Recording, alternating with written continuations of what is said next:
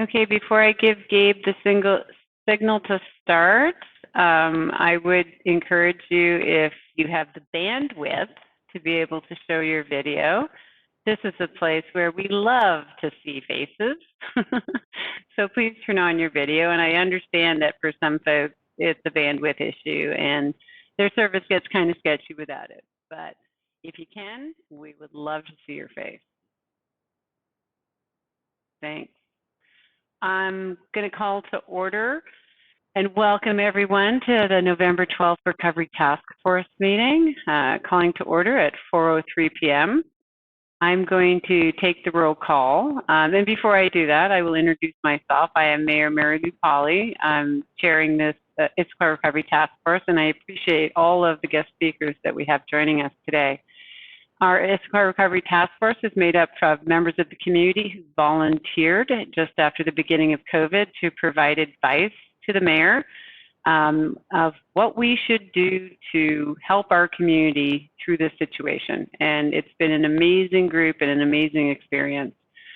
So I'm going to take the roll call of our members today. Please unmute and say here when I call your name. Jason? Here. Thank you. Marisol?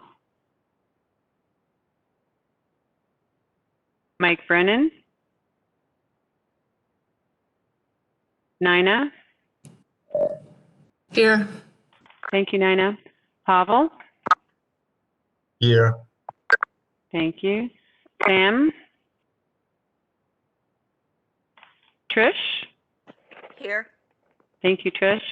Brookie Scholl is excused today. Grace? Here. Thank you, Grace. Janine will be joining us shortly, so I'll make sure to let everybody know when she's been on the meeting. And Shashi?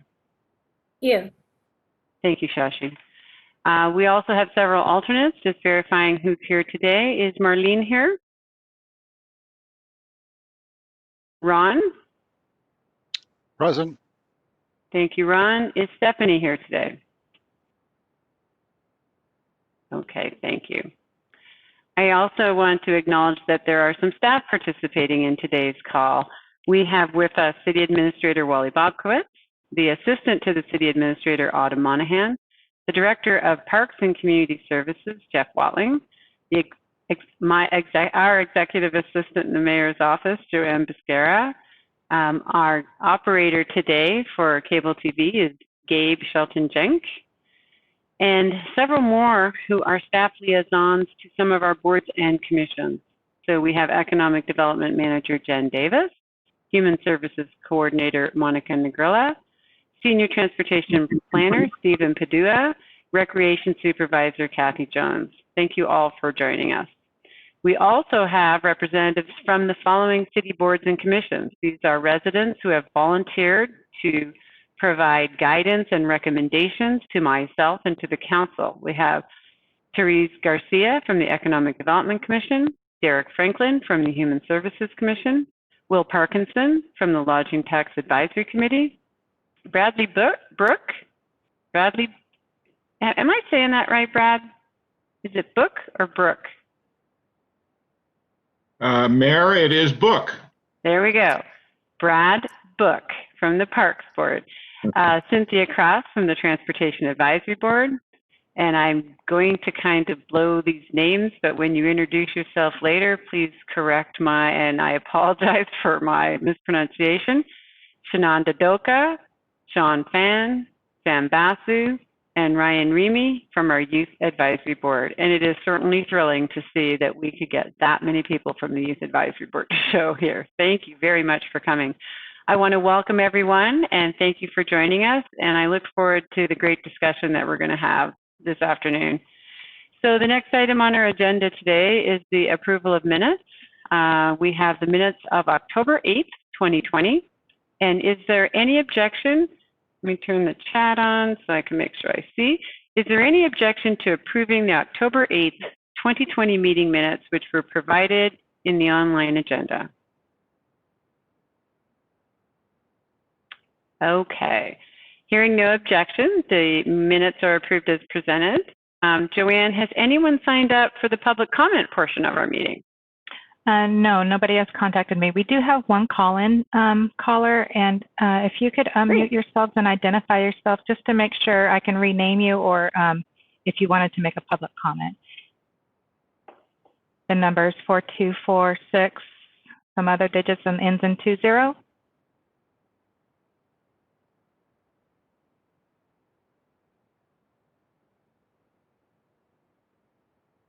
Okay, I guess they can't unmute themselves.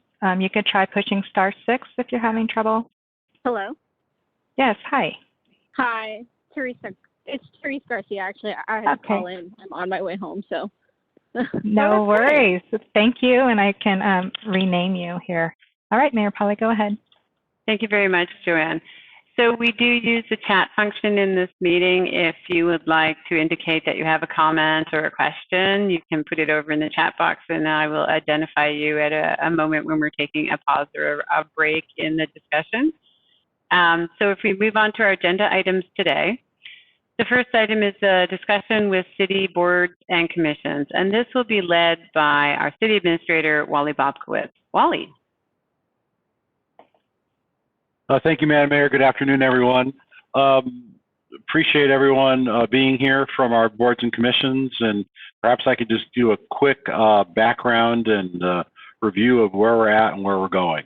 At the Recovery Task Force's last meeting last month, the administration outlined sort of a path to of next steps, and part of that path is the development of some specific work tasks for the city in the first 6 months of 2021 as we look at preparing for recovery.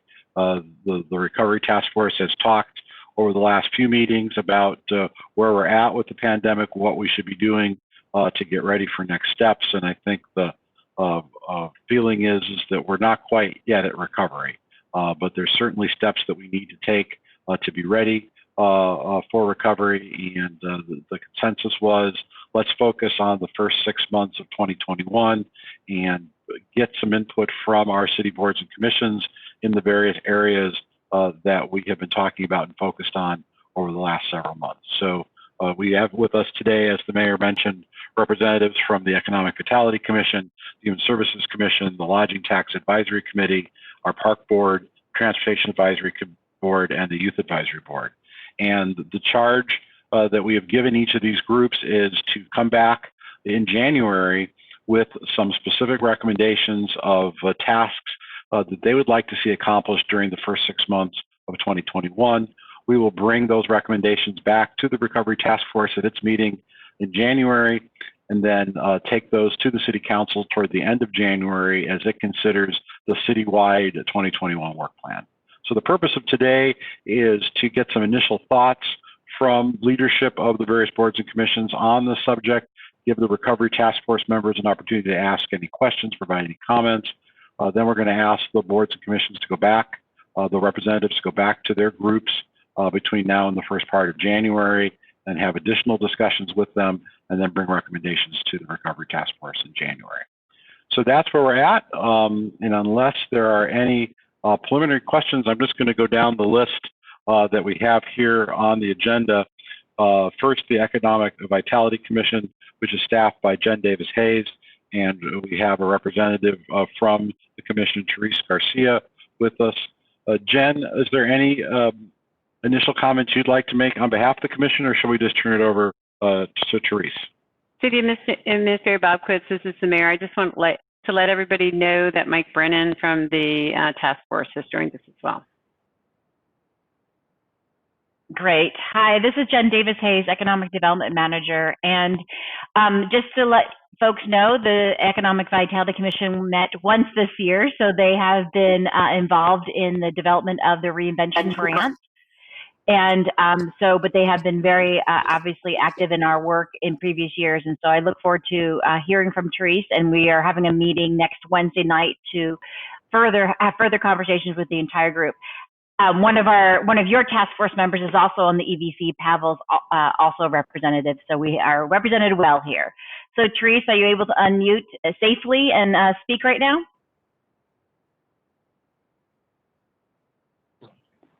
Hello.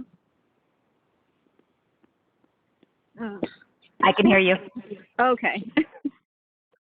Hello. Oh, sorry. Oh, my apologies. What was it that I'm trying to? What was I speaking to?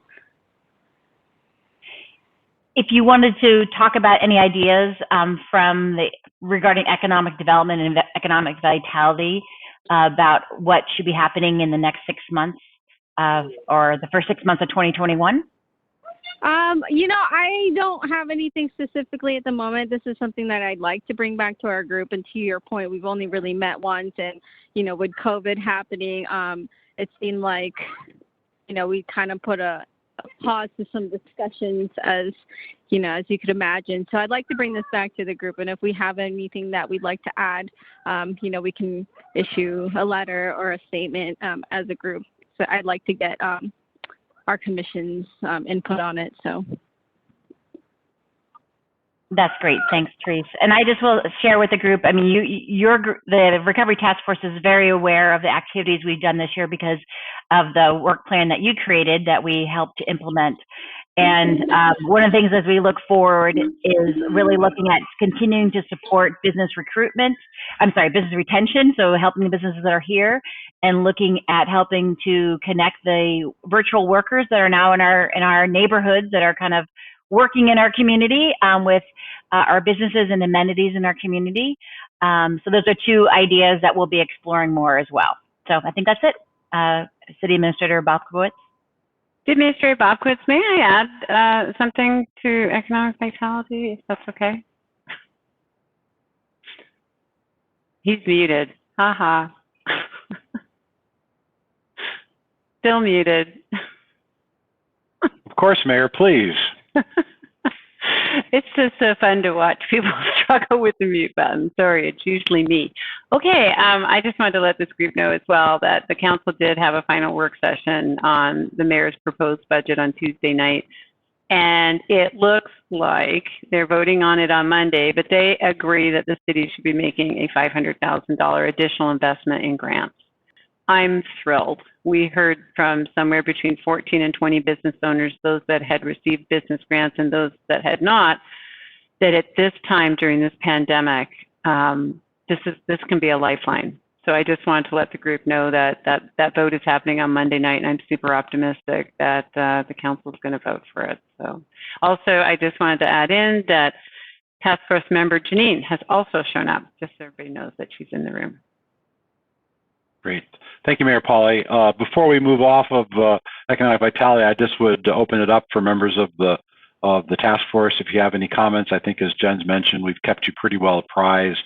But if there's any thoughts or comments or priorities that any task force members would like to share to be brought back to the Vitality Commission at their next meeting, would welcome that right now.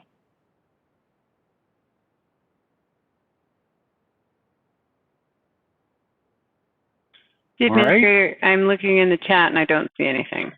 Great.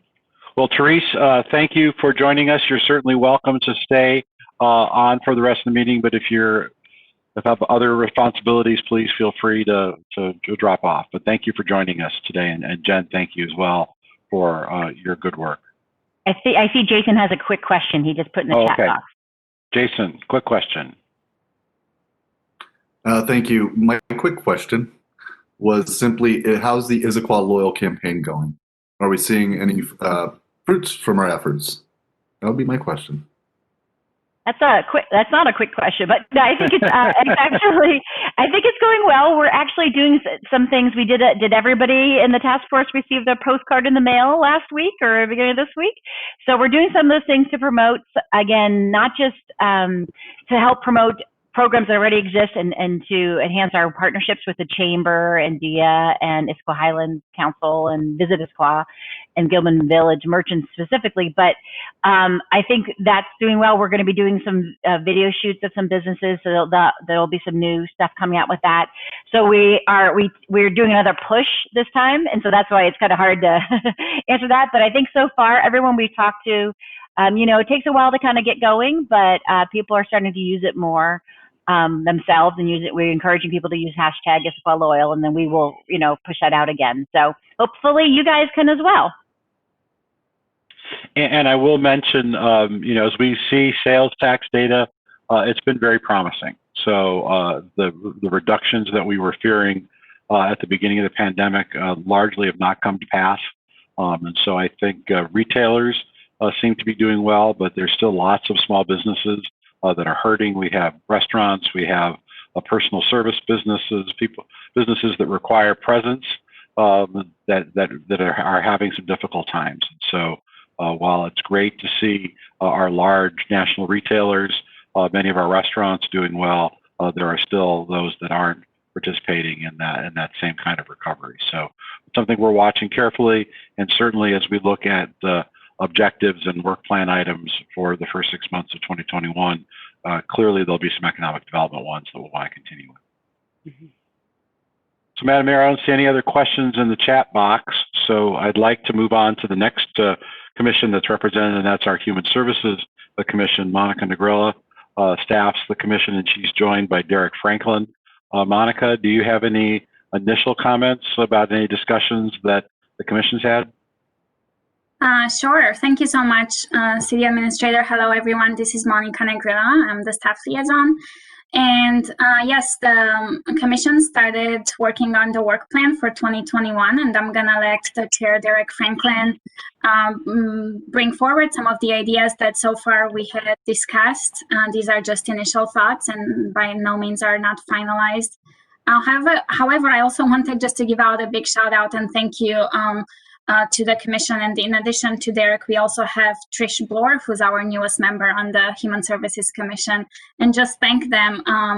This year with COVID and virtual meetings, the Human Services Commission went through traditional human services granting application process. And so they reviewed 90 applications that the city received for grants earlier in the year, all in a virtual format, and they were able to make recommendations to the mayor and city council. So I'm so grateful for their work. And currently, in addition to the regular work plan items, they're also working on an equity community project in reviewing a residence review of the city's equity initiative. So I'm just so grateful to them.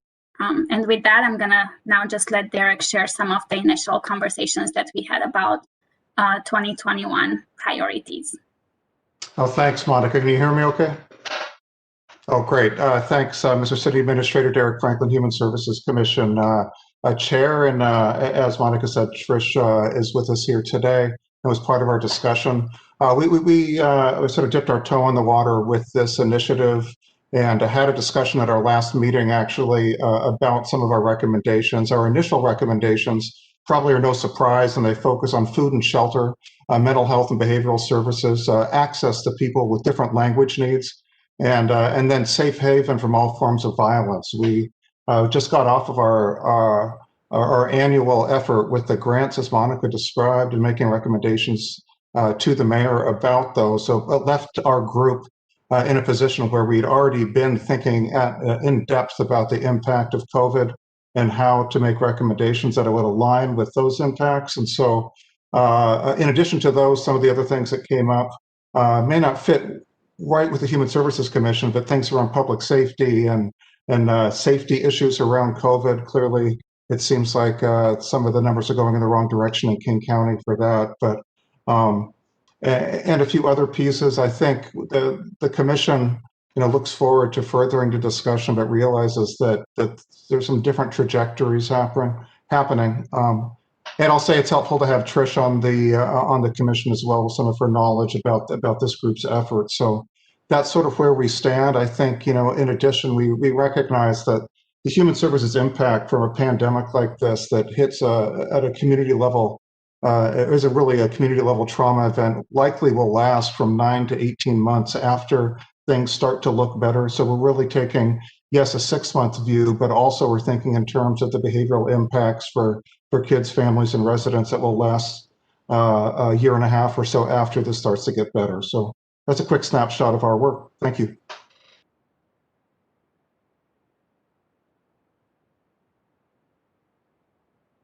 Thank you very much, Mr. Franklin.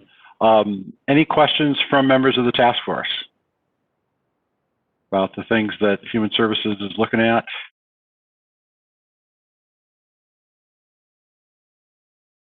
Yes, Sashi has a question. Yeah, hi, thank you. I just want to know, is there any increase in number of homeless people and children, some families too? Monica, you want Sure. to provide an observation or two? Right, thank you. Well, at this time, we don't necessarily have, for Issaquah specifically, we don't necessarily have data that shows us that there's an increase in the number of homeless individuals or families. Those individuals, they're absolutely more visible in the community just because the resources are more limited and because businesses and libraries, for example, are closed.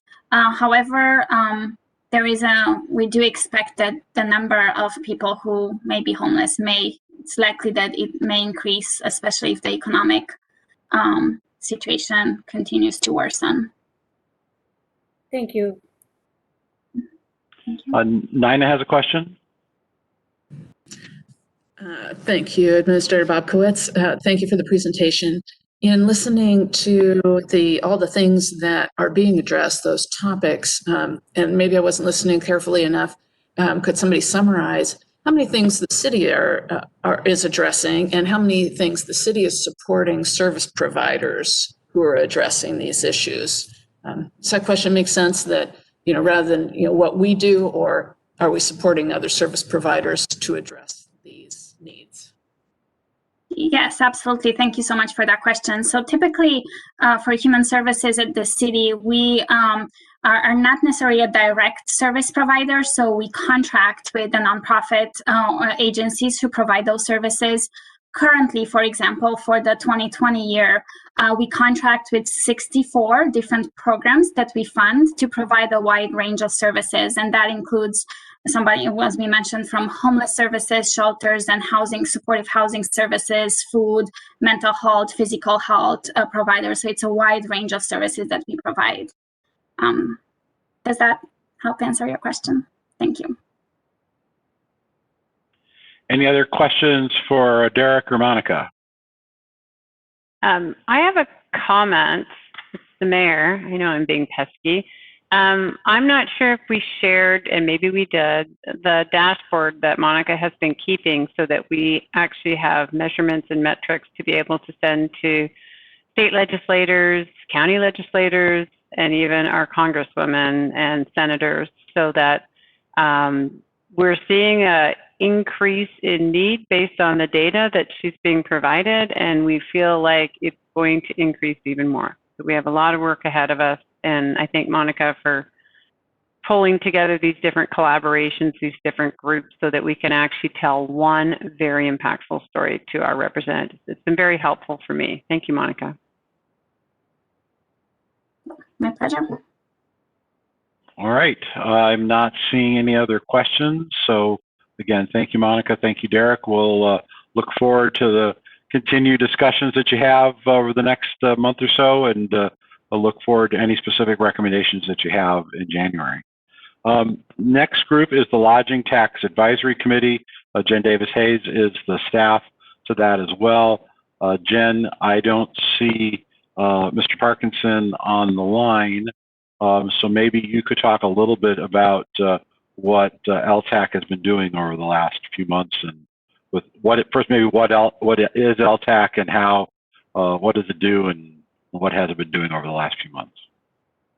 Sure, yes. And if Will joins us, I'm sure he'll be able to add some things. So the Lodging Tax Advisory Committee has, so basically they are responsible to allocate the lodging tax that's collected from any overnight stays for activities that encourage additional tourism efforts and hospitality efforts in the city. So one of the things that they pivoted and did this year was to provide a funding opportunity for businesses or nonprofits that are going to be doing any activities around trying to communicate outside of Issaquah. So we funded just under $50,000 to 5 organizations to do this, and they also plan to do that in spring of next year. So one of the ideas was we had some reserves in the fund, and we wanted to support these organizations because without these organizations, there wasn't a reason to come and visit Issaquah, right? So that included some restaurants, that included the Cougar Mountain Zoo, that included Village Theater, another virtual event that's going to be happening next year. And so they were really glad that they were able to do that. The commission also has worked on a reduced scope for looking at tourism marketing next year because, again, we're in the place we are. It's not exactly full thrust, but to continue to keep our name out in that world and supporting, again, a lot of the hospitality, restaurants, and businesses, the amenities that people do come to enjoy in Issaquah, especially the outdoor activities, which are safe and able to do. So that's kind of the summary of what they plan to do and are doing currently.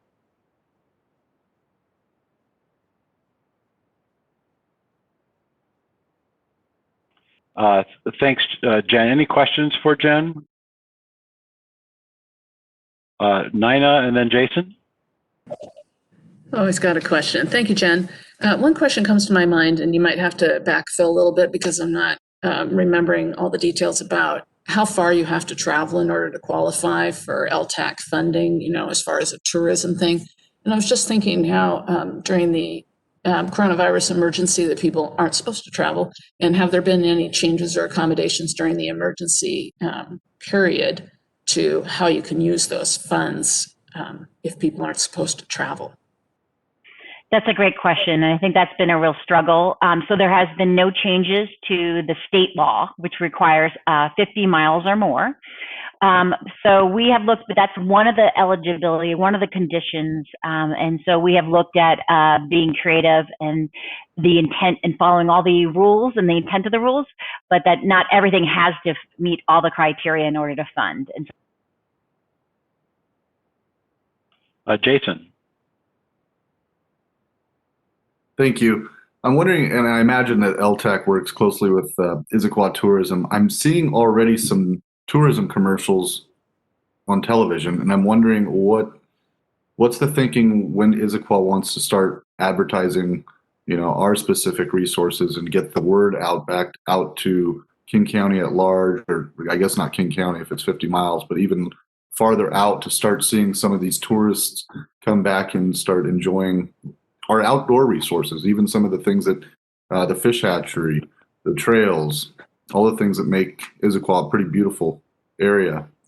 So I'm just wondering, are you guys working on a plan right now as far as putting some type of digital content or advertising out there so we can start seeing people come back into Issaquah, participating in our restaurants, doing things like that to start bringing revenue and help some of our small businesses?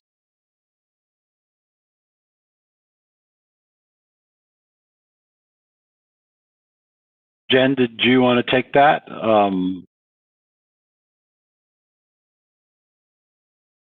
I can start.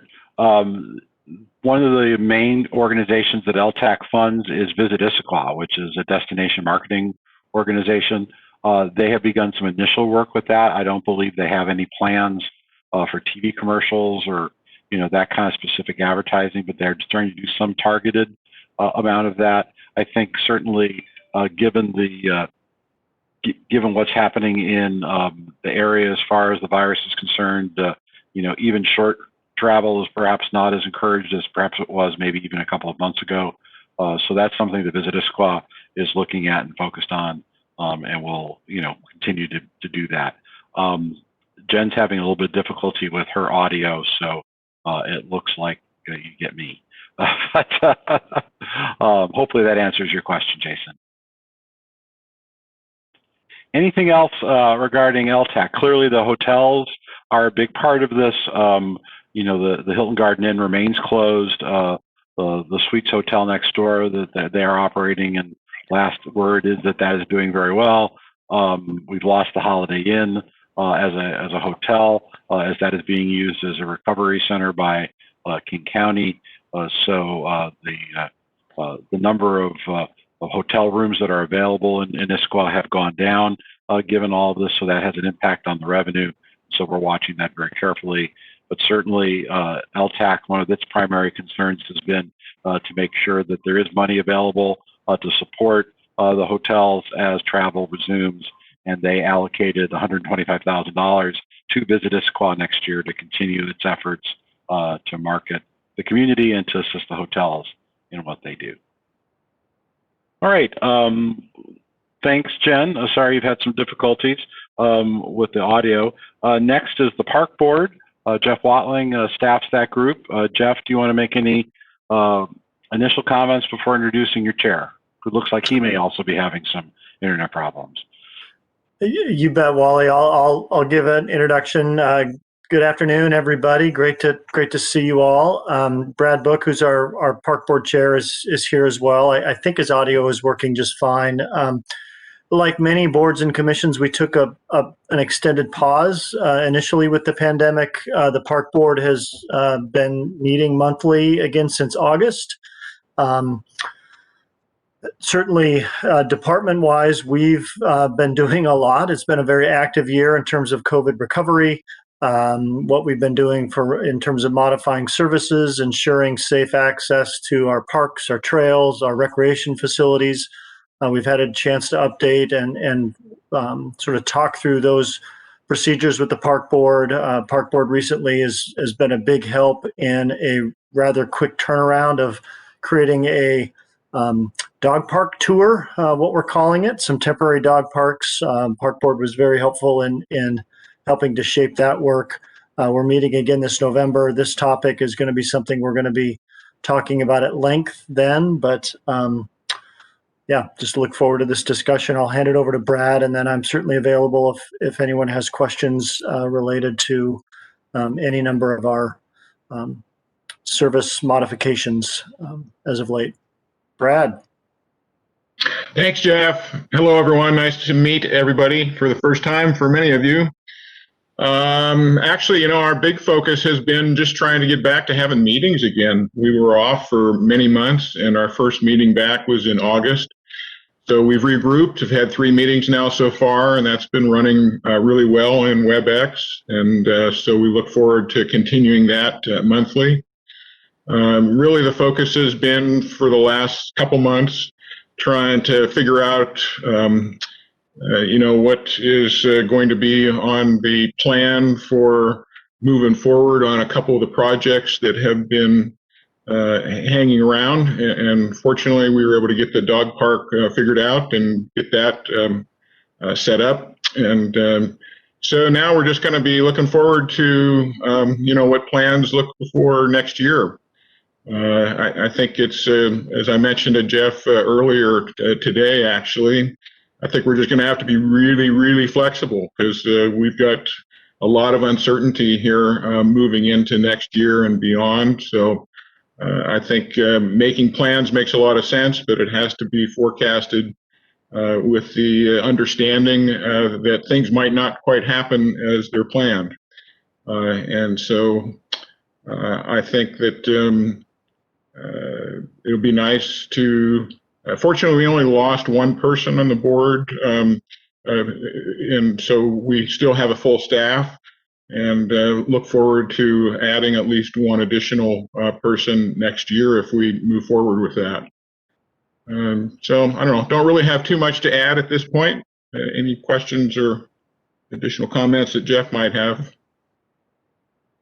I have one additional thing, Brad. Thanks for that. I know something we've talked about, and in our November meeting, we're going to vet this a little further. But one thing we've seen is the community's using our parks and trails a little differently, and in some ways quite differently. And we, some of you may recall, we initiated some pretty significant master planning efforts in some of our anchor parks downtown and the Issaquah Creek corridor. And some of the things we've talked about is there's almost an opportunity or need to prime the pump for those master planning efforts and not just jump right back into them. So, is the first quarter of next year an opportunity to, whether it's a formal survey or just a series of questions to the community, but really ask them, hey, how are you using your parks and trails? How do you see them? How has COVID maybe changed your pattern of use of those parks and trails?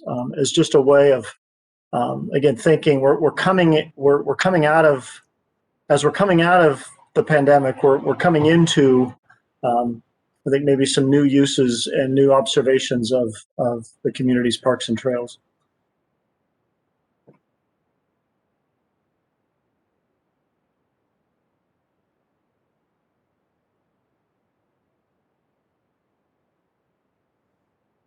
Muted, Kind of, Wally, I think you're kind of funny when he doesn't know where the mute button is. it's all right. Because I spend my days on Microsoft Teams and my nights on WebEx. That's the reason why. I'll repeat myself, Jeff. The dog park and the dog park tour, I think, really was a brainchild of the mayor's challenge to get something done, and your staff responding to that. Could you talk maybe just a little bit more about this concept of a tour and how that's all going to work out? Yeah, absolutely. And again, so appreciate like the mayor encouraging us to really get creative. The dog park, unfortunately, the permanent dog park was a project that needed to be put on hold.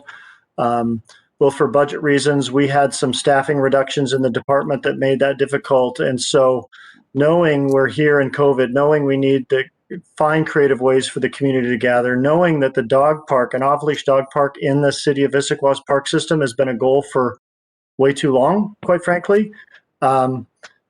We said, you know what, let's create at least the opportunity for in the interim, while we still pursue a permanent dog park, to activate some of our park spaces. And so, and create what we're affectionately calling a dog park tour, but we're going to every 3 to 4 months be moving a temporary dog park in various locations around our park system. So you may have noticed, if you've driven by Costco or the Pickering Barn the last couple of days, the Pickering Barn field is the first location of our pop-up dog park. It's a half-acre dog park that'll exist there in its temporary form through late January.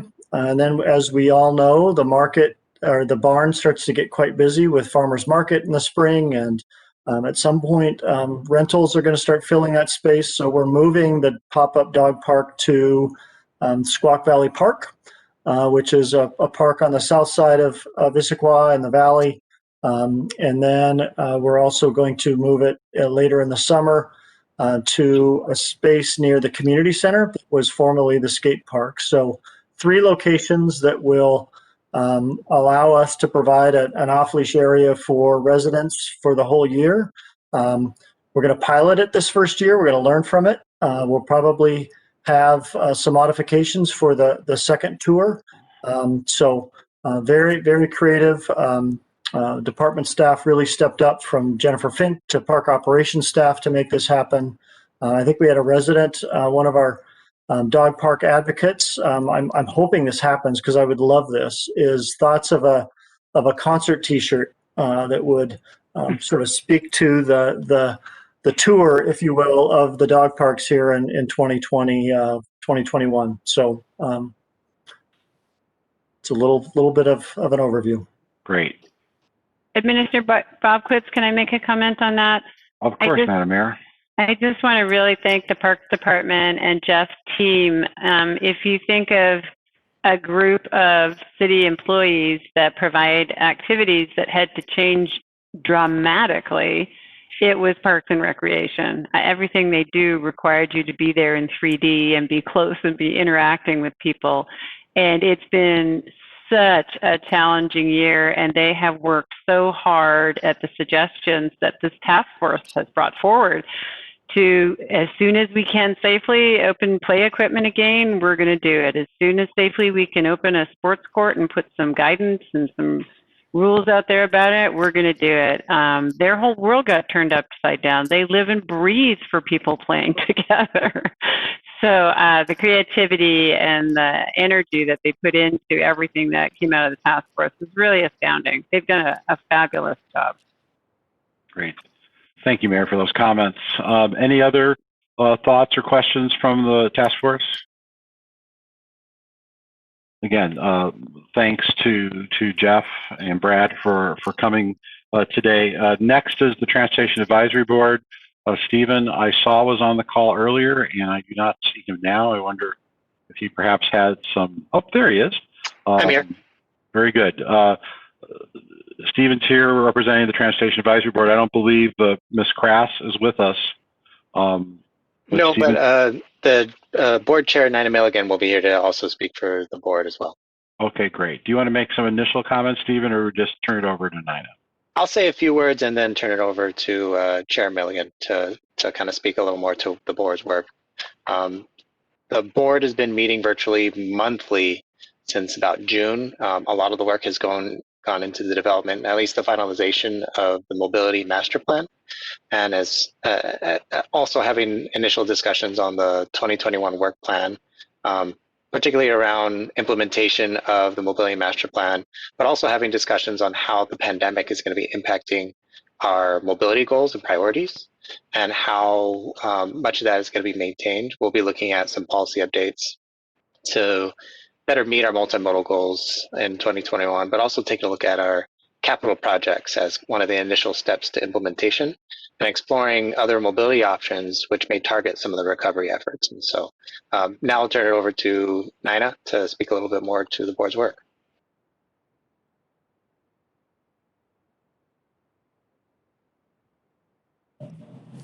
Can you hear me? Yes. I moved. I ran out of power halfway through this meeting and I moved. And so I had a little yellow thing about it. Thank you. I'm Nina Milligan, Chairman of the Transportation Advisory Board. And thank you, Stephen, for that really good summary. I wanted to report that this is a new board. We've had 2 years, but so much of it was taken out from the adjustments that we had to make to our public meetings. But we did work quite a bit this year to finish up a mobility master plan and put it through other reviews, such as the Planning Policy Commission and the City Council, and it should be adopted by the end of the year. One thing that's significant in it to me is that as much as everybody would like to solve traffic problems in Issaquah with a growing city like ours, the priority that these board members had was more about safety for all, people who are driving, people who are riding bikes, people who are walking. So when you look at the guiding principles, you'll see that safety was a big concern, and it plays out in the plan in its current version, and also increased options for mobility, not just getting in your car and driving somewhere.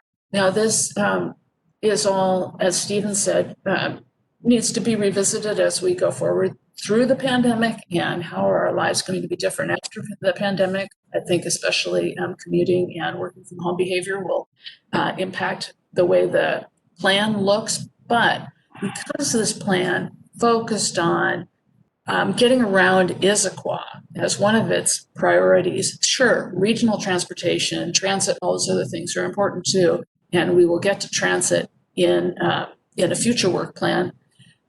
Getting around Issaquah has become even more important during the pandemic, right? Because here we all are, all day, every day, and to have increased mobility options has become a real glaring need that I think this board addressed well in this first master plan. And the master plan is huge, but the executive summary is wonderful and gives you a really good overview, something that you can read and not have to get into all the weeds, but still get a feel for where it's going, guiding principles, that sort of thing. It's going to stay high level, and you'll get it if you're interested in that sort of thing.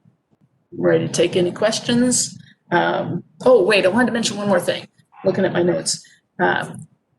Think about how this task force encouraged the streetery, and how the streetery changed Front Street and Sunset. These are things that we will be incorporating in our future plans, right? Because a lot of people like that, and how does that change how we use some of our streets?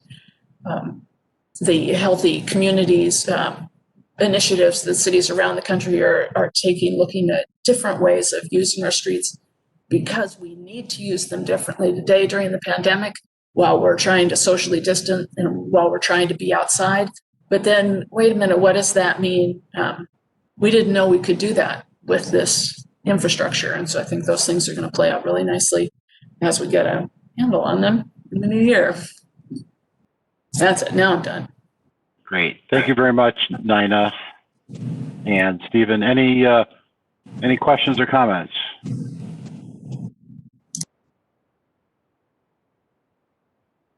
Marisol's joined us, so welcome, Marisol. Nice to see you. All right. So we'll look forward to... Wally, I want to make a comment. Oh. I even put it in the chat. Oh, I'm sorry. That's okay.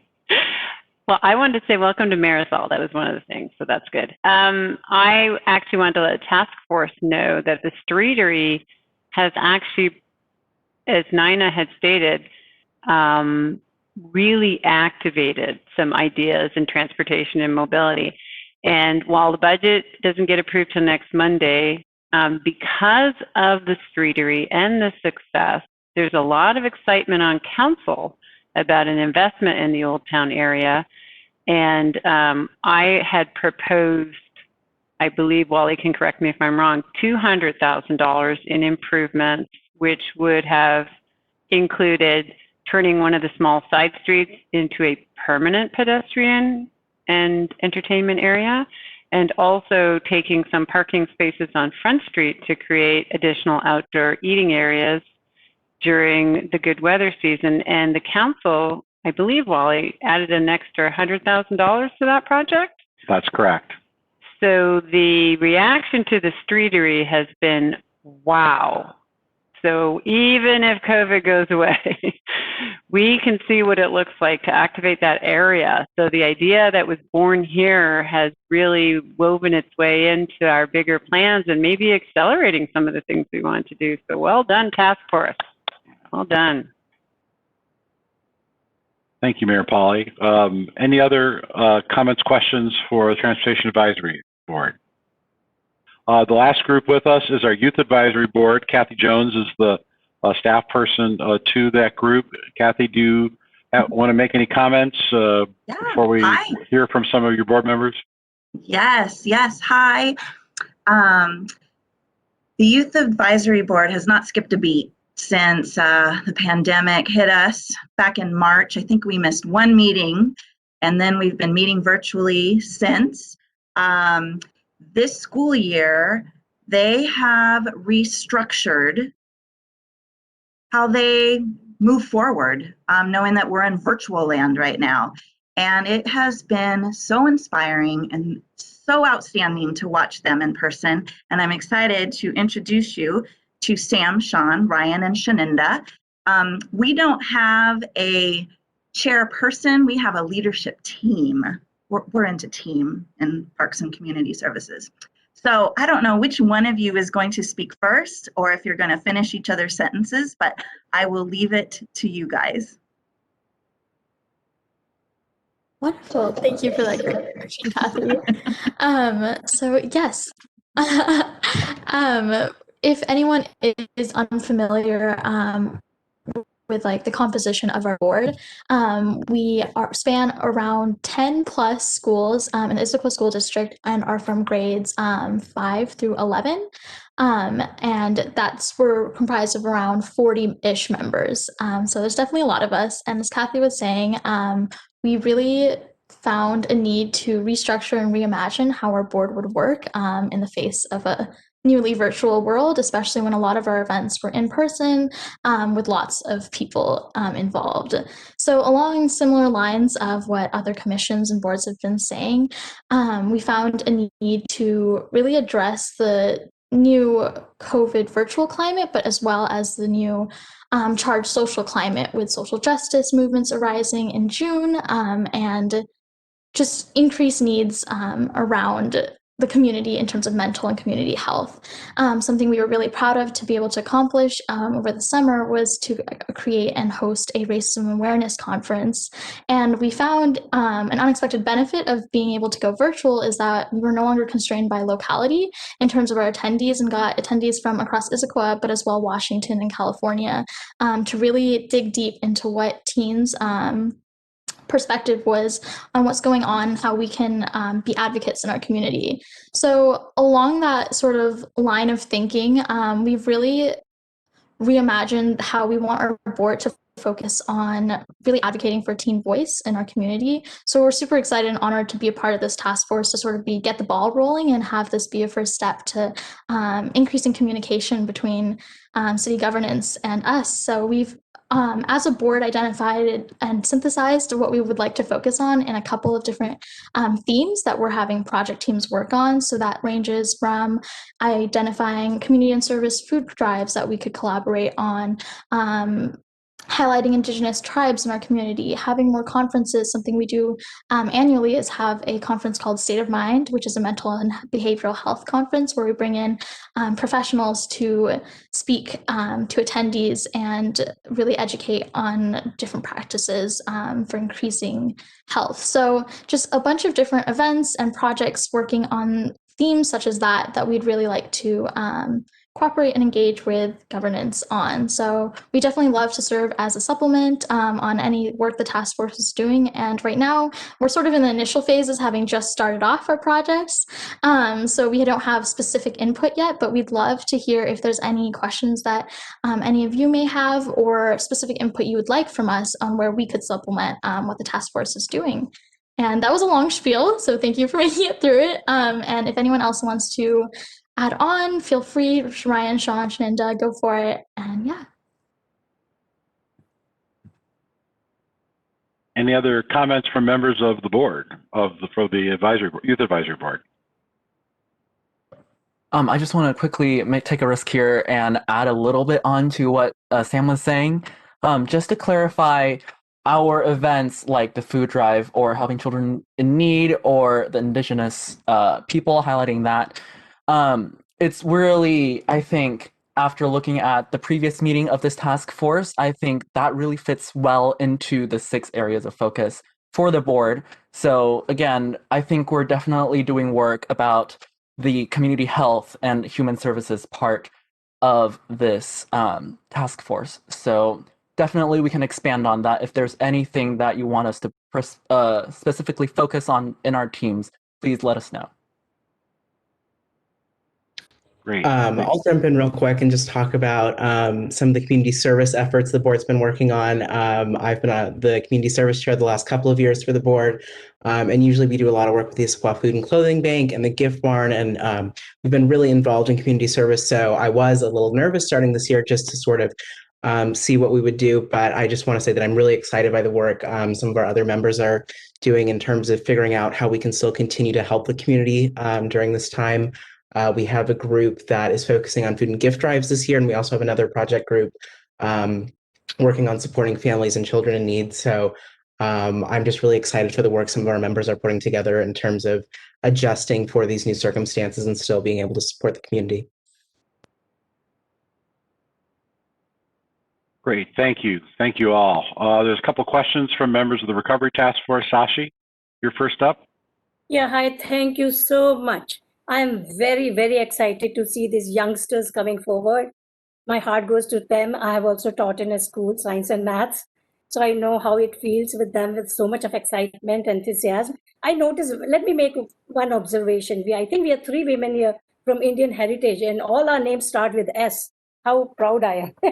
Anyway, I would like you all to do one thing, and that is on scientific basis, promote safety. Today, you will use it for COVID. Tomorrow, you'll use it for anything else, because there is a group I would like you all to know, because you are our leaders for tomorrow. I believe that. So there is a group called as Virus Hunting Group. What they do is they go country to country and they see how human beings are interacting with animals, because a lot of pandemics happen, such that the viruses are coming from other species other than our humans. So they do that work, and it seems they had already thought about this COVID-19 in Thailand years ago. So you guys can go ahead, look for information. I can help you if you need my help, and promote on scientific basis. We need to change minds. There are a lot of people who have a lot of faith, or it doesn't matter. But scientifically, I want you to promote something which will be good for community health in future. And thank you so much. Thank you, Sashi. Jason has a question and a comment. Yeah, well, let me first just begin by applauding these very impressive young people. I can't believe you guys are, I'm trying to think what I was doing at 16 and 17, and it definitely wasn't meeting with the mayor and recovery task force. So you guys are doing fantastic. That's wonderful.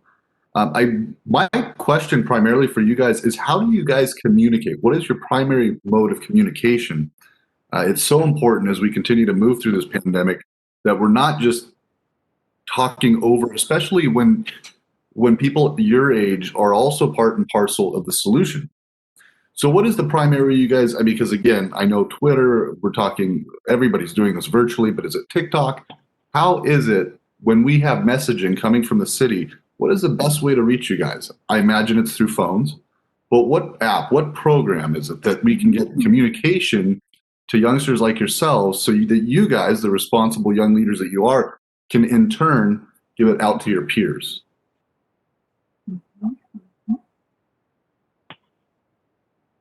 Okay, you guys. Okay, I just have to tell you that I am a paper and pencil girl, and so these youth have projected me into another century.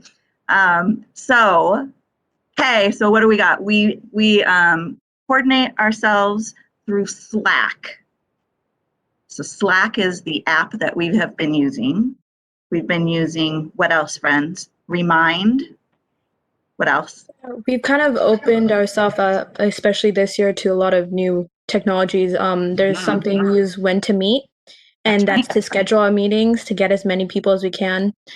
And then, as Kathy said, Slack, and then we depend a lot on email. We used to do that before Slack, but now we're trying to focus more on Slack and getting all of our team on that platform. And then Google Drive is where we have our meeting minutes. That's where people who have access to the drive can come in and see what we're doing as a board. And that has all of our mini projects as well and what's going on in all of those projects. Perfect. And Thank you, Shanita. And just to add on to all of that, thank you for outlining. In terms of like modes of communication to really reach youth in the community, rather than just internally, personally, I understand it's a very hard task. Honestly, we as a board struggle with it a bit too. It's something that we're constantly iterating on to try and see how we can improve and outreach our events more. We found the most effective areas are really social media and Instagram. We don't personally, as a board, I don't have social media, but being able to advocate through the City of Issaquah Instagram. And also, I think if other commissions would like to disseminate information throughout the community, we could, as a board, be allies in that in terms of spreading to our own social networks what opportunities there are. We found that's sort of the most effective way because people are more likely to pay attention when it's people they know. Or it's posted on our stories or our personal social media feeds. So definitely feel free to reach out to us if there's anything that's necessary to promote. And then the third strain of communication we also find great is emails through the Issaquah School District emails. I'm not sure what protocol is between governance and the district, but those are great in terms of also reaching parents who can get the information to students. So those would be the three main ones that we rely upon. Yeah, thank you, Sam. Great, thank you. Any other questions from members of the task force? Mayor Polly? It looks like Ron has a comment. Yeah, thanks, Madam Mayor. So, yeah, I am shockingly impressed with y'all. You just carried yourself like you were college graduates already. I think when I was your age, I was hanging out at the beach. So, hats off to you guys. You guys are awesome. Great, thank you. One last call, Mayor Polly, any final thoughts before we leave the board and commission members? No, just thanks to all the commissioners that came today to share with the task force. There is a little bit of overlap, some serving as well, which I think was helpful. But the highlight was definitely having the Youth Advisory Board here, no doubt. Thank you for coming. That's been great. And to hear your thoughts on how we can share and use this connective tissue between us to amplify our message. So thank you all for coming. Great. And again, we appreciate the work that you're doing. We thank you in advance for the work that you'll be doing with your boards and commissions in the next 30, 45 days.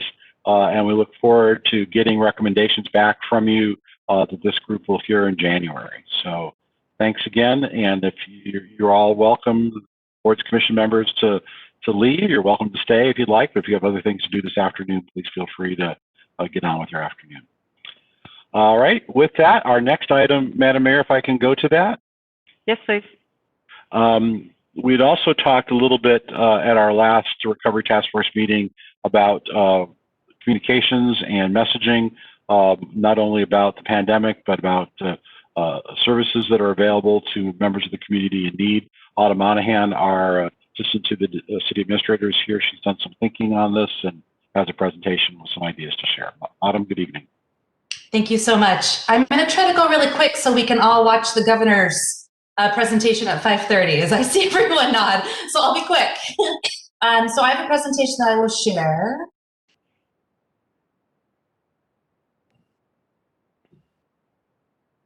And Joanne, can you confirm that that looks okay? Yes, it's okay. Yes, we're seeing it now. Great. So my name is Autumn Monahan. I'm the assistant to the city administrator and spearhead our communications efforts at the city. In the Road to Recovery work plan that you all reviewed in October, it included an item that stated a refreshed communications plan with public health, housing, and human services assistance information that will be presented to the Recovery Task Force on November 12th. So that's why I'm here today. Let's see if So since day one of the outbreak in King County, our communications team has been working very closely with our regional partners at the state and county level. Public Health of Seattle and King County is our official public health agency, so they guide all the public health information, guidance, and advice that we share here at the city. And then as PIO, or Public Information Officer for Issaquah, I also coordinate very closely with a team of PIOs throughout the region through virtual calls and regular email updates throughout this pandemic. Last time I presented to this group, we were planning for Halloween. So to refresh your memory, we promoted booing your neighbors by secretly leaving gifts on each other's doorsteps, along with the sign that the city crafted and shared on our website. This boo poster was a great success. Community members throughout our town were sharing photos with us, which I love to see. The middle photo here is from Tallis, which sparked the fun by leaving a kit in each of its smaller neighborhoods, and then spread the fun.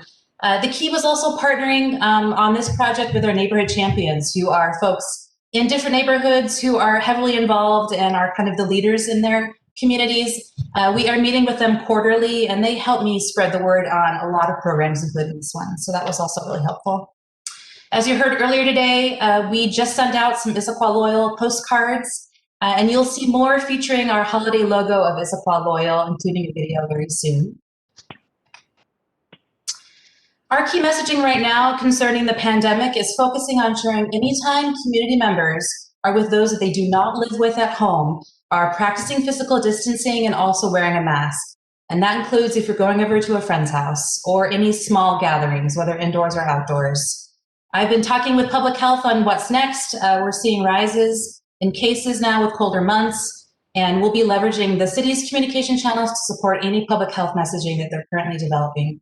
And then, as I stated, we know the governor is going to be presenting at 5:30 tonight, and expect more guidance and information to come in the coming weeks. As we talk through Road to Recovery, items that are on my list for our team are continued safety messaging, supporting any future mass distribution events or testing or vaccine locations someday, continuing efforts with the Issaquah Loyal campaign and our partnership with the economic development team, and then providing resources for human services, which is why I'm here tonight. So far as involving human services and how we're assisting, we've been really focused on amplifying our nonprofit partners' messaging and services. Here you'll see we're promoting events like the Mayor's Day of Concern, which was a drive for the Food and Clothing Bank, or our Eastside Friends of Seniors. So anytime that we are providing grant support or we're partnering with nonprofits, we're also helping to amplify their messages of fundraising or ways that they're providing services. On our website, under our COVID section, we've also consolidated a need help section that includes information on how to pay bills, how to get food, help with jobs, also help with our youth, and then just kind of a catch-all of all other resources. So we have consolidated that into one area on our website. We're also creating new content for our partners. This video that you see here was created for the Food and Clothing Bank to help show customers how to safely shop indoors and still keep physically distant. And we also are working to now make this video available in Spanish, Russian, and Mandarin, which were the 3 languages the food bank said would be most helpful in communicating to their customers. So as everything we've talked about so far has really focused on us trying to reach those who need help directly. But as we've talked with our human services team and then those partners who provide the services, word of mouth and personal connections in our community also really matter. And many people in our community have not lost their jobs. They can still pay their mortgage or their rent. They can still afford food. And so it's time for us to also focus on reaching that audience and making them not only aware of the needs in their community, but also how they can help. So we are launching an Issaquah Cares campaign very soon. And here's a few quick screenshots of videos that we're creating right now to help with that campaign. This campaign will highlight the fact that people right here in Issaquah and also in our own lives do need help. And then providing how they can also assist, whether it's through volunteering or donating to nonprofits or simply referring a friend or a coworker or someone they know to call 211 if they need help. Key messaging will focus on food security, paying your bills, unemployment, and help with our youth. This is also a great opportunity for us to interrupt any stigma in our community around those who need help right now. And so we are very excited to get going on that campaign. And then finally, while we are still focusing on reaching those who can help others, we still are trying to find ways to make some direct contact with those that need assistance right now. And so this resource card that you see on the screen is currently used by the food bank and also our police officers. And they hand this out when someone's in crisis. And it's time for us to refresh this card. I plan to coordinate with our nonprofit partners, our police officers, and then soon the Food and Clothing Bank will have a new homelessness coordinator that I'd also like to coordinate with, and figure out what information is most helpful to include on a hard copy card, and also review this information with a pandemic lens of what other information people may need. So we also have that on our to-do list. And I think I did that pretty quickly. With that, I'm here to answer any questions.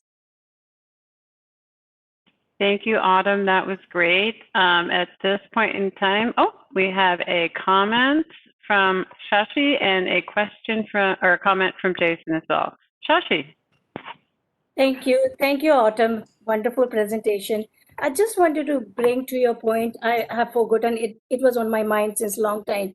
There is a colorblind palette which you could use for your graphs and all. I haven't seen if you have changed it. I thought you already got it, but just that. And then I'm wondering if we can use our ICTV channel 21 to advertise. We give a time slot to our retail stores or restaurants, people to advertise their items and expose there more than in the stores, so people can limit their time in store shopping. And that way it will also promote our channel 21, which I love to watch. But when I see all reputation all the time, then, it's different. It will become very interesting. And even the youth people can be, they can also promote whatever they're doing, their activities over there. That is what I would like to suggest. And of course, yes, I've already said that to have takeouts rather than indoor seating for restaurants and all. So just to be safer and have a Thanksgiving more remote, because they are kind of screaming and shouting on TV. Every channel is saying, don't invite anybody, have it remote, space it, open your windows, ventilate it. I think you can keep your fireplace on to compensate with the temperatures, which will be cold outside. All those are already there in place. So I think this Thanksgiving is going to be written in history. It will be very unique. Every festival will be written in history, and it's going to be a lot of research opportunity for youngsters in future. That's all. Thank you. Thank you, Shashi. I think Jen can also help Autumn with that as well, because the Chamber of Commerce has created a restaurant guide, an updated restaurant guide. And again, I think through the winter, we're really going to have to push takeout as the predominant way of getting your hot meals and helping support the restaurants, and also listing those restaurants that have outdoor areas. If you're willing, like me, to put on a hat and a coat and sit outside with and have your meal out there as well. So thank you. That's a really good suggestion. Jason, followed by Marisol. Thank you, Madam Mayor. Well, as evident as it is tonight with these young people here, I think everybody can agree that education is primary through this pandemic. So one thing that I noticed perusing our wonderful government website, City of Issaquah, is that, and they did a wonderful job, and I hope staff doesn't get mad at me, is it seems like some of our information is not evolving as the pandemic moves on. So early in the pandemic, it was nightclubs, it was bars, it was restaurants. Now the information is still the same about those areas, but now it's coming down to 5 to 10 people gatherings, and they're typically people that are very close, unfortunately, to the index patient. So I'd like to see a little bit more from that from our website. Is it should be moving along with the pandemic. Because today what I read is it's still a lot of the primary stuff that Dr. Dukin, and all the others were talking about early in March, April, and May, and we really haven't caught up to what they're talking about now in October, November, December. Unfortunately, everybody's seen the graphs, the first and second wave. The third wave is shooting right past those two. So it is a very different situation than the one we were facing earlier. The other thing as part of education is I think it's going to be very important that we get the word out to the community about how imperative it is that people do get vaccinated once we do find an effective and safe vaccine. We all heard some wonderful news this week. I believe it was Pfizer, with a possibility of having a 90% effective vaccine. It only works if the majority of people take it. And I heard a wonderful ad on the radio today talking about, basically it went through the steps of what a vaccine has to do in order to become a legitimate. It's almost like, remember, what is that? School of Rock, how to get a bill into law. It's like we need one of those for the vaccine so people can start trusting what's coming. And how we get the word out, whether we just have links to other government websites or whether we actually create our own content, whether we ask our youth to create something like a School of Rock for a vaccine so people can begin to trust the process. Because what a shame it would be if we get something phenomenal and it takes over a year to get enough people to actually feel they want to get it. I mean, there's a lot of people that are going to hold out. Well, maybe I'll wait 6 months to a year to see if there's any side effect. We need people to get inoculated as quickly as possible. And I think a part of that's the education.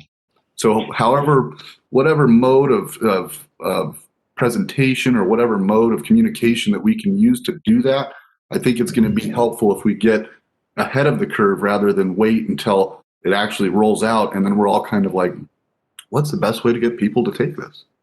That's two great comments, Jason, and I'm going to go back to Autumn before I go to Marisol so that she can add in, but thank you for that. Autumn. So far, the best tracker I've seen around vaccines and progress is through the New York Times. And they have an amazing webpage that shows how many trials are underway and what stage they are in. And so that's a great recommendation, maybe something that we can share through our channels soon. I also believe that they've taken down their paywall for certain pages, including that one. So it could be something we make accessible. So I just saw that last week and spent a whole lot of time on that page, and it could be something good for us to share with the community. So thanks for that. And then for our COVID page, yes, I agree. I think we are focusing a lot on using our social media channels to get the word out about the most recent information or the most recent focus right now.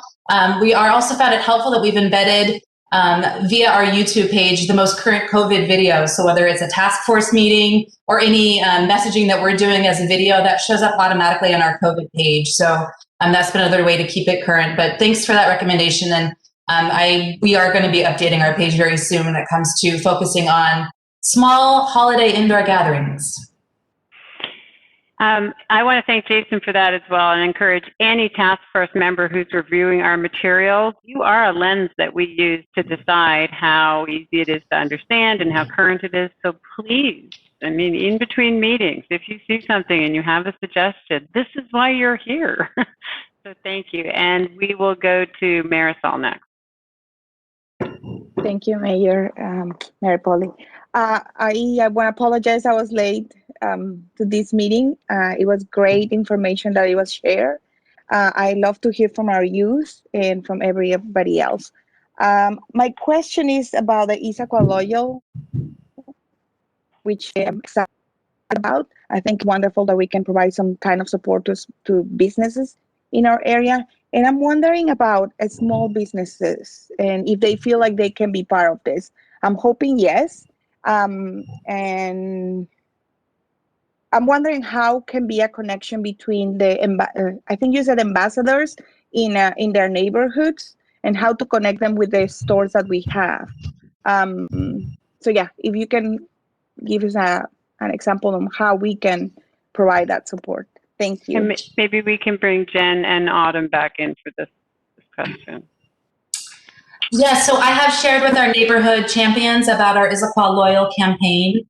And as a next step, we are working, as Jen mentioned, on a series of videos that feature specifically local businesses here in Issaquah. We're starting with a lot of the businesses that received grants, just because we have a relationship and partnership with them already on this effort. So we are starting that filming very soon, and it's going to be 30 or 40 different businesses that we're going to feature. So it's going to be a longer term project, and one where we may show a few at a time in a video. But we really want to focus on businesses that make Issaquah unique and that are here in town, and ones that give us ideas on what to support and who to shop. So anyway, more of that to come very soon. And then we're also just working on a holiday campaign. So including lists. I was just talking with our arts coordinator about combining all of the different ways we can support local artists this holiday season and providing it in one spot for our community to find ways that they can shop local for local art. So we're doing several things to help kind of consolidate those resources or to highlight them in many different channels. I don't know if Jen, you had anything to add.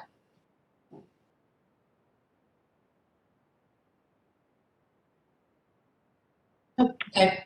We can okay, come back to. Can you hear me? Can you hear yes, me now? we can. Okay, Yes, we can, Jen. 6. Sorry, I'm on the phone now. Yeah, Autumn brought up a lot of great points, and Marisol, the Issaquah Loyal campaign is for everybody. So home-based businesses, small businesses. It's really about, obviously we're promoting for people to shop local, but it's also for allowing them to use the hashtag, to use the logo, to promote that. And if we happen to see that, then we're going to also share that out. So it'll get out to more people that follow the city on social media.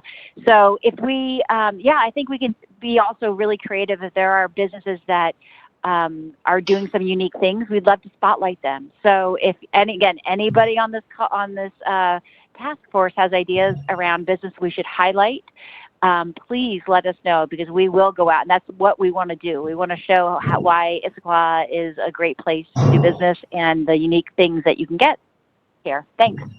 Thank you, Jen. I'm not seeing anything else in the chat box. We have 2 items to go. I can see the governor's office is already getting the GovTV or whatever it's called set up to go. So I want to make sure that we finish on time today. City Administrator Bobkowitz, a quick update on the Community Health Subcommittee. Yes, thank you, Madam Mayor. The subcommittee met for the first time on October 28th. Jason and Trish are the recovery task force members. We have a community volunteer, Angelina Chin. We had a representative from the Seattle King County Public Health Department, representative from Eastside Fire and Rescue, myself, and John Biscara. Great.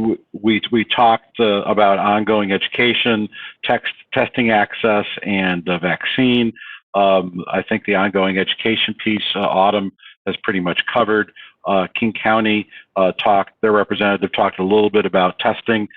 We raised the issue of a public testing site that's not available on the east side. Renton is the closest public drive-through testing site that's available. The county recognizes that there's a need for an additional site on the east side. They have identified at least one location that they're working on and hope to bring online shortly. So they recognize that. We mentioned that Issaquah always remains a volunteer location, and if there's a need for help with logistics, that we are available, and they appreciated that. And that kind of led us to the third area, which was what will happen when a vaccine is available, what initial plans does King County have, and really those are still at the very initial stages, but we made sure that they understood that Issaquah would be ready, the school district, whatever facilities, space would be needed for inoculation, thank you. Providing the vaccine would be available, so they appreciated that. So that's a really quick overview. Trish, Jason, I don't know if either of you have anything you'd like to add. We'll likely meet one more time before the January meeting of the task force. Jason or Trish, not saying. I'm just going to say I can meet now all the time. I understand Microsoft Teams. Anytime you guys want. It's awesome. That's like a good part of the meeting is just me trying to figure out why my microphone was muted. So. Well, did a good job. This is Trish.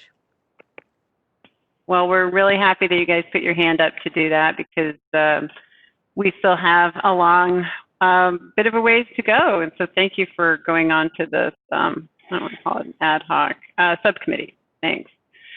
Jeff, let's have some fun near the end of the meeting. Tell us about the face mask design project. Absolutely. I'll give a quick overview, and this really starts with all of you as the Recovery Task Force. You set forth a really creative idea for creating a custom sort of Issaquah mask that could then be bought as a fundraiser. So Amy Dukes, City Arts Coordinator, took that ball and ran with it. Did a great job of working with the Arts Commission. We did an invite for a design contest. We had over 40 designs submitted. The Art Commission then looked through all 40 of those, vetted, narrowed that down to 5. I know all of you, thank you, task force members, you provided your feedback on those 5. We do have a number 1 winner by 1 vote and a second place finisher, but the number 1 vote, Joanne, I believe do you have the visual? Can you share that? Yes, let me know when you can see it. Okay. There it is. Wow. The salmon. The salmon was selected chosen as the winner by your votes. What we would love to do now and what we plan on doing is we'll work with a company that can help us first design that into a mask, brand it with the City of Issaquah logo, or either make it 2-sided. They'll be able to manufacture it and reproduce it for us, and also provide the retail sales online. The plan would be to obviously get that news out. I think as we've discussed tonight, masks aren't going away. Masks are going to be a very, very important defense in the coming months. And so we hope to have this moving forward and be able to announce and invite residents to jump online and purchase these masks, gobble them up. Proceeds for this sale would go to support food programs at the Issaquah Food Banks. So thank you again. Hats off, applause to you and this creative idea. It's moving forward. Well done.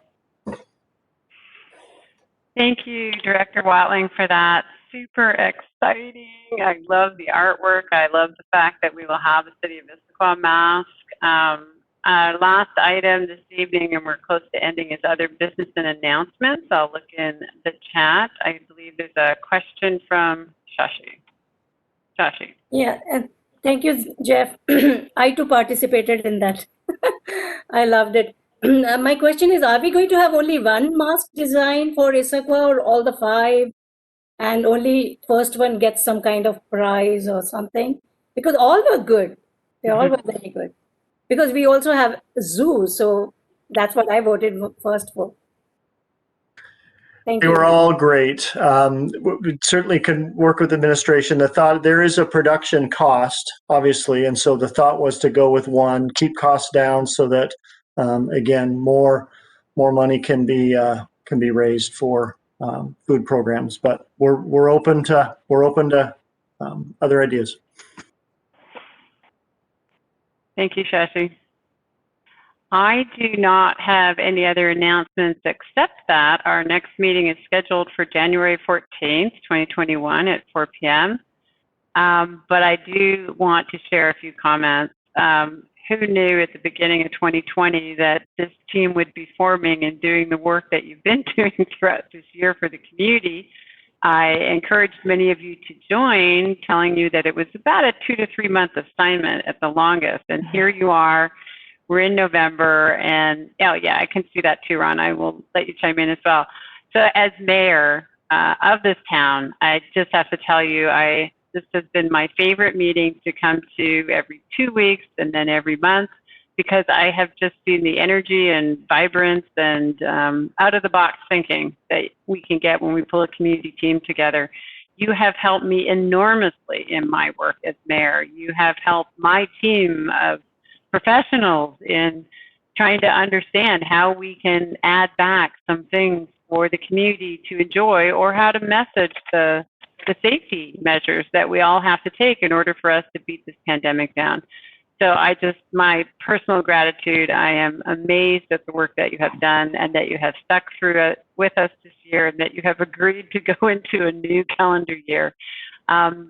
Also wanted to let Ron had a thought that he wanted to share with the group as well. So Ron, what's your idea? Hi, thank you very much, Madam Mayor. So I'm also on the Visit Issaquah board. One of the thoughts was, because of COVID and the stresses that our community's enduring from the election and moving into the holiday, is to create a light show, like maybe in downtown. I don't know what it would look like. That would be up to the people putting it together, but put together some sort of light show that may be above and beyond, coordinate with local neighborhoods, and see if we can get neighbors to put together light shows, so we have something for people to do social distance driving through, that sort of thing. What does the task force think? Seeing a thumbs up from Grace and Sam and Shashi. Thank you for bringing that, and Janine, thank you for bringing that forward, Ron. I have heard of other cities in my talks with mayors doing something called Light Up the City, which is, I'm usually a little grumpy. I like to see the Christmas lights come up closer to Christmas, but maybe this is the year where the Christmas lights come up early. So I think that's great. I'm going to poke that and put it on Autumn's list of what we find out other cities are doing. But the reason I like it so much is that Ron said drive. I'll say walk. It gives families an opportunity on dark nights to walk through a neighborhood where we put out a little note saying, you gotta go see South Cove. They've gone crazy. Park your car and walk around. Good exercise. You can do it safely, and beautiful lights. So I think it's a good idea, Ron. I think we can investigate it a little bit and see. And I don't even know if we need a group to organize it. We just sort of need to message it. And my husband will be thrilled to get his lights out like 6 weeks early. He can't wait to get them up every year. So Holiday I love lights, that. then they become Christmas lights. It can be any kind of light you want. I think the whole thing is just to get people walking and outside and being a little cheer, bring a little joy to what's been kind of a very, very tough year. Yeah, Shashi says like Leavenworth. Sure, let's go for it. I think my husband's got Candy Cane Lane on his mind, but whatever people do, we can find it and we can promote it and we can get folks out walking around town. And I think that's a great idea. Thank you very much for that, Ron. Anything else for good of the order? So thank you all. Have a great, safe, small holiday season. stay with people inside your house, and unfortunately everybody else is going to be 2D, but this is what we need to do for a little while. Thank you all. Have a great night. Thank you. Bye. Good night, everybody.